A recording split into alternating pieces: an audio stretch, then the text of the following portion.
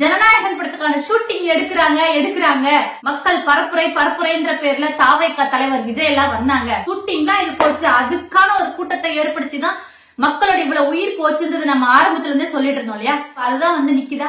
துக்கம் நடந்த வீட்டுல பாத்துருக்கணும். சம்பவம் நடந்து 23 நாள் கழிச்சு அக்கௌண்ட்ல அவசரமா பணம் போட்டு விடுறாங்க.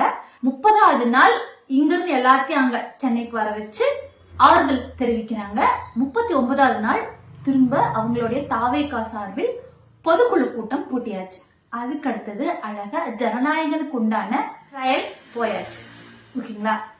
இதுல நம்ம முக்கியமா பார்க்க வேண்டிய விஷயம் என்னன்னா, எப்பேற்பட்ட ஒரு பேரிழப்பு அந்த தாவேகானால வந்தாலும் சரி, அவங்களுடைய ஒர்க் என்னவோ சினிமா அதுல தெளிவா இருக்காங்கன்றத மக்கள் தான் புரிஞ்சுக்கணும். 41 பேர் உயிரை பழி வாங்கிட்டு அதையும் ஒரு அடையாளத்துக்காக போஸ்டர் வைக்கிறாங்க பாருங்க.